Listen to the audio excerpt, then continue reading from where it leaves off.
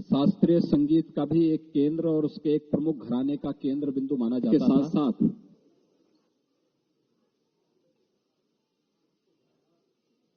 1990 के दशक के प्रारंभ में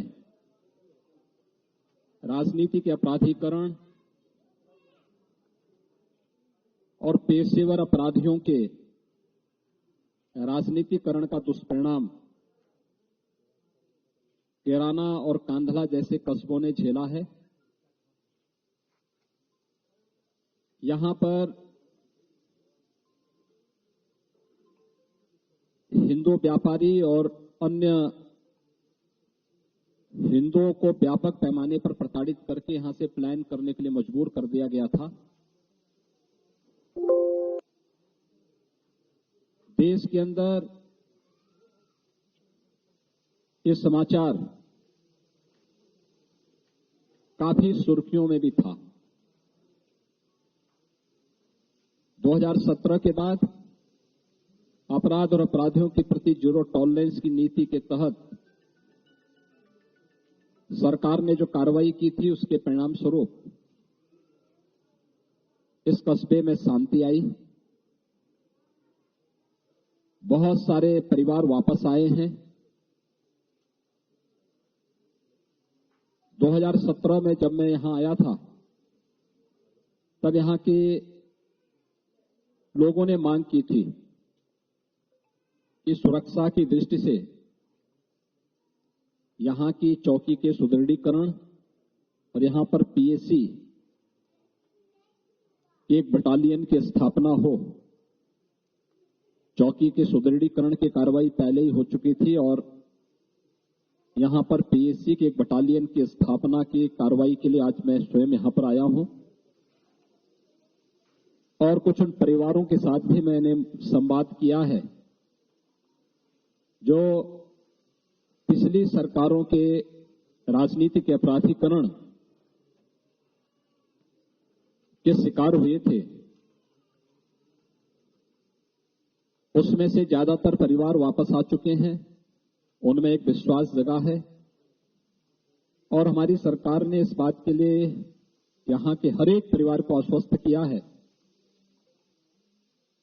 कि सरकार अपराध और अपराधियों के प्रति जिस जीरो टॉलरेंस की नीति के तहत कार्य कर रही थी वह हमारी रणनीति निरंतर आगे भी चलेगी। और यही आश्वासन देने के लिए आज मैं स्वयं इस कैराना कस्बे में भी आया हूं। बच्चों के अंदर, महिलाओं के अंदर एक विश्वास देखने को मिला है और ये विश्वास अवश्य रंग लाएगा, क्योंकि अब एक कैराना कस्बा आपराधिक गतिविधियों का नहीं बल्कि विकास की प्रक्रिया के साथ तेजी के साथ आगे बढ़ा है। यहां की जो मांग थी कि यहां पर अक्सर जाम होता है, आज बाईपास बन रहा है। औद्योगिक इकाइयों का यहां पर पुनर्गठन के साथ साथ नई इकाइयां लग रही हैं। काफी बड़े पैमाने पर यहां की जो औद्योगिक प्राधिकरण है उसके माध्यम से विकास और निवेश की जो संभावनाएं यहां पर बनी है उसके माध्यम से बहुत सारे लोगों को स्थानीय स्तर पर ही रोजगार मिलना प्रारंभ हुआ है, व्यापार बढ़ना प्रारंभ हुआ है। और हमें विश्वास है कि सरकार की 2017 में आने के बाद से जो नीति रही है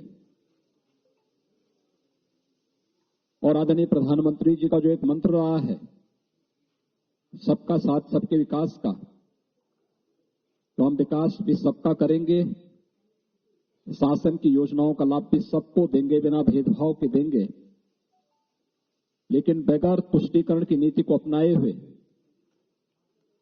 अपराध और अपराधियों के प्रति कठोरतम कार्रवाई करने के अपने संकल्प के साथ ही आज हमारी सरकार और मैं स्वयं यहां पर आया हूं। और मैं फिर इस कस्बे के सभी लोगों को इस बात के लिए आश्वस्त करता हूं कि वे बेझिझक यहां पर अपने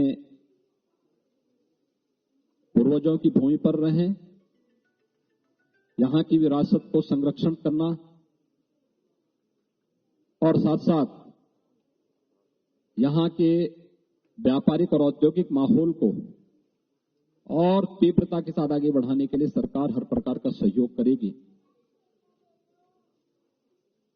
पिछली समाजवादी पार्टी सरकार के समय जिन परिवारों को क्षति पहुंचाई गई थी,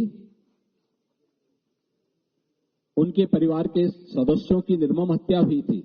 मैंने जिला प्रशासन से इसकी पूरी रिपोर्ट मांगी है। उसमें से बहुत सारे दोषी कार्रवाई उनकी हो चुकी है। सरकार उनको कुछ कंपनसेशन भी देगी, मुआवजा भी देगी, जिससे वे लोग फिर से यहां पर अपने व्यवसाय को और अपने अन्य आर्थिक गतिविधियों को बढ़ा सकें और हर व्यक्ति शांतिपूर्ण तरीके से, सौहार्दपूर्ण तरीके से यहां पर रह सके।